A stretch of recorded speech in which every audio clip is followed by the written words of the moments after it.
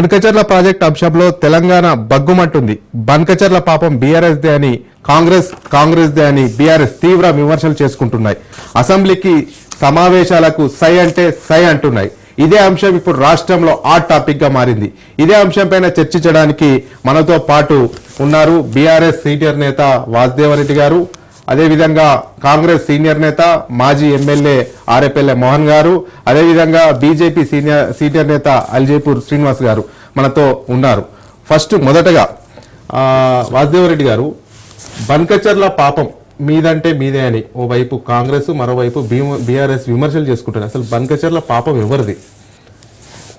ముందుగా ప్యానెల్లో ఉన్న కో-ప్యానలిస్టులకు అదే మీకు ప్రేక్షకులందరికీ కూడా గుడ్ మార్నింగ్ అండి.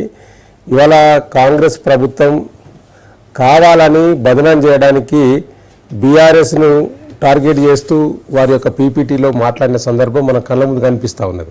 ఇవాళ అసలు వాస్తవంగా ఏం మాట్లాడాలండి? ఈ రాష్ట్ర ప్రయోజనాల గురించి, ముఖ్యంగా నీళ్ల వాటా కోసం ఈ రాష్ట్ర ప్రభుత్వం కొట్లాడాలి. ఏపీకి తెలంగాణకు మధ్య జరుగుతున్న పంచాయతీ, ఈ పంచాయతీ పక్కకు పెట్టి కేసీఆర్ పాపం అని దీన్ని డైవర్షన్ చేస్తున్నారు తప్పితే, అరే పక్క రాష్ట్ర ముఖ్యమంత్రి మీద మాట్లాడాల్సిన అంశాలు, పక్క రాష్ట్రంలో నీళ్ల దోపిడీ ఏ విధంగా తీసుకువెళ్తున్నారని దాని మీద చెప్పాల్సిన అంశాలు పక్కకు పెట్టి కేసీఆర్ దీనికి ఆద్యుడు, కేసీఆర్ కనిపెట్టి బ్రహ్మ పదార్థం అని చెప్పి రేవంత్ రెడ్డి గారు వారి పీపీటీలో చెప్పే విధానం ఏ విధంగా అవుతుందో అది శుద్ధ అబద్ధమని చాలాసార్లు మా పార్టీ భవన్లో అనేక సార్లు మా మాజీ మంత్రి హరీష్ రావు గారు అనేక సందర్భాల్లో పీపీటీ ద్వారా, ప్రెస్ మీట్ ద్వారా అనేక సందర్భాల్లో చెప్పినాం. వీటన్నిటి కూడా పక్కన పెట్టి ఒక రాజ్యాంగబద్ధంగా ఎన్నికైన ముఖ్యమంత్రి స్వయంగా అబద్ధాలు మాట్లాడితే ఇంకేముంటుంది? అందుకే నిన్న మా మాజీ మంత్రి గారు నిన్న కూడా ప్రెస్ మీట్లో చెప్పిండు, దయచేసి మీడియాకు నేను చేతులెత్తి నమస్కరిస్తున్నా, వాస్తవాలు చెప్పండి, మేము కూడా అబద్ధాలు చెప్తే మాది కూడా చూపించకండి, మాది కూడా పెట్టకండి. అట్లనే రాష్ట్ర ముఖ్యమంత్రి గారు కూడా ఒక రాజ్యాంగబద్ధమైన పదవిలో ఉండి వాస్తవాలు మాట్లాడతారని భావిస్తాను తప్పితే ఇట్లా అవాస్తవాలు మాట్లాడి ఇలా ప్రజలను తప్పుదో పట్టే విధంగా చెప్తారని ఎవరు భావించాం కదా. ఇవాళ వాళ్ళు మాట్లాడుతున్నది ఏంది, రాష్ట్ర ముఖ్యమంత్రి చెప్తున్నది ఏంది? ఇవాళ రెండు అంశాలు ప్రధానంగా చెప్తా ఉన్నారు. గతంలో కృష్ణా వాటర్కు సంబంధించి ఇలా మీరు ఒకటి ఎగ్జాంపుల్ నేను చెప్తానండి, అబద్ధాలు మాట్లాడడానికి ఒకటే ఎగ్జాంపుల్ చెప్తాను. నాడు మన రేవంత్ రెడ్డి గారు సెక్రటరియట్లో మాట్లాడుతూ, పీపీటీ ఇచ్చినప్పుడు మాట్లాడుతూ, ఈ రాష్ట్రానికి సంబంధించిన గోదావరిలో 1000 టీఎంసీలు, కృష్ణాలో 1000 టీఎంసీలు, మొత్తం 1500 టీఎంసీలు ఇచ్చి నువ్వు ఏమన్నా చేసుకో అని చెప్పి ఈ రాష్ట్ర ముఖ్యమంత్రి స్వయంగా చెప్పిన సందర్భం మన కళ్ళ ముందు ఉన్నది. ఆ వీడియోని కూడా మనం చూసినాం.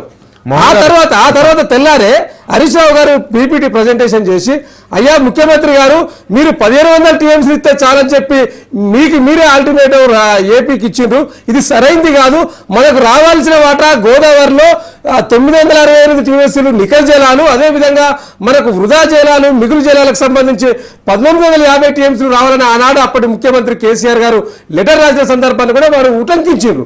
వారు వాదాలతో సహా చెప్పారు. మొత్తం గోదావరిలో 2918 టీఎంసీలు, కృష్ణాలో 720 టీఎంసీలు రావాల్సింది, కృష్ణాలో 500, గోదావరిలో 1000 టీఎంసీలు చాలని చెప్పి ఇట్లాంటి అబద్ధాలు సరైంది కాదని చెప్తే నిన్న పీపీలో అని చెప్పి ఎరికైనా ముఖ్యమంత్రి గారు మిగులు జలాలు కూడా మాకు మాట ఉందని చెప్పారు. అంటే మేము చెప్పేదాకా బీఆర్ఎస్ పార్టీ మాట్లాడేదాకా కూడా సోయిలేని ఈ రాష్ట్ర ముఖ్యమంత్రి వీరు తెలంగాణ నీళ్ళ హక్కుల విషయంలో కొట్లాడతారంటే మనం ఎట్లా నమ్మేది? ఓకే, కాంగ్రెస్ ప్రతినిధిని అడుగుదాం. ఆర్ఎఫ్ఎల్ఏ మోహన్ గారు, దీనికి మీ సమాధానం ఏంటి? 1500 టీఎంసీలు ఇస్తే సరిపోతుంది, మీరు ఏమైనా వాడుకోండి అని ముఖ్యమంత్రి రేవంత్ రెడ్డి అన్నట్టు చెప్తున్నారు. ముఖ్యమంత్రి రేవంత్ రెడ్డి కూడా 1500 టీఎంసీ కావాలని అడిగారు. దీనికి ఏం సమాధానం చెప్తారు మీరు? అసలు మిగులు జలాలు ఉన్నాయని తెలిసిందే బీఆర్ఎస్ వాళ్ళు అంటున్నారు. ఒక మాట మంచిగా వినండి అందరూ. ఆంధ్రప్రదేశ్ రీఆర్గనైజేషన్ యాక్ట్ విభజన చట్టం ప్రకారం నికర జలాలు, మిగులు జలాలు, వరద జలాలు, మనం నికర జలాల గురించే ఈ సమస్య ఇంత జరుగుతూ ఉంటే ఇక మిగులు జలాల గురించి ఏడ మాట్లాడిండ్రు, వరద జలాల గురించి ఏడ మాట్లాడు. ఇప్పుడు ఒకటే ఒక సమస్య, చట్టపరంగా మనకు రావాల్సిన నీటి యొక్క నిల్వల విషయంలో ఆనాటి టిఆర్ఎస్ ప్రభుత్వము, ముఖ్యమంత్రి పెద్దలు మరి కేసీఆర్ గారు జగన్ గారితో మాట్లాడిన సందర్భంలో లేదా ఆనాటి జీవుల యొక్క సారాంశాన్ని ఇట్ట పరిశీలిస్తే ఏదైతే ఇప్పటి మనం ఇంకా చేపట్టవలసినవి కానీ పని ఆగిపోయిన కొన్ని ప్రాజెక్టుల విషయంలో కానీ వాటిని పూర్తిగా విస్మరించినట్టు కనిపిస్తా ఉంది. మన అవసరాలు తీరకుండానే జగన్ గారితో ఒప్పందం చేసుకొని నీటి తీసుకుపోవచ్చు అనే Okay. మాట పత్రికల్లో మాట్లాడి వీడియోలు ఉన్నాయి, Okay. మరి పత్రికలు వచ్చినాయి, వాళ్ళ ఇచ్చిన జీవోలు కూడా ఉన్నాయి. మేము ముఖ్యమంత్రి గారు ఈ రోజు అడిగేది ఏంటంటే Okay. మన నికర జలాలు, మిగులు జలాలు, వరద నీటి విషయంలో ప్రభుత్వము ఆనాటి ముఖ్యమంత్రి గారు తప్పు నిర్ణయం తీసుకున్నారు. ఎందుకు అంటే గోదావరి నుంచి కృష్ణా బేసిన్ కు నీళ్లు తీసుకుపోతా ఉన్నారు. కృష్ణా బేసిన్ లో ఉన్న ప్రకాశం బ్యారేజ్ నుంచి Okay. కనకచెర్ల వరకు నీటి యొక్క తీసుకుపోయే అవకాశం ఉంది. ఆ ప్రభుత్వం ఆ చర్య తీసుకుంటా ఉంది. మరి ఆ విషయాన్ని మీరు మర్చిపోయారు. ఆ యొక్క చర్యలను మీరు ఖండించకుండా వారు తీసుకుపోయే విధానాన్ని మోహన్ వ్యతిరేకించారు. గారు ఇప్పుడు అసలు సమస్య ఏంటంటే బీఆర్ఎస్ ఏమని అంటుందంటే చంద్రబాబు నాయుడు ప్రజాభవన్ కు వచ్చాడు, ప్రజాభవన్ కు వచ్చిన తర్వాతనే ఈ యొక్క బంకచెర్ల రాచపుండు అనేది పుట్టింది అనేది ప్రధానంగా హరీష్ రావు కూడా విమర్శలు చేసినటువంటి పరిస్థితి కనబడుతుంది. నేను ఒక్కటి గుర్తు చేస్తాను. చంద్రబాబు గారు ఒక్కసారి వాసుదేవరెడ్డి గారు కూడా ఏదో అడుగుతారంట. అన్నగారు రెండు విషయాలు మీకు అన్ని విషయాలు తెలుసు, మీరు సీనియర్ నాయకులు.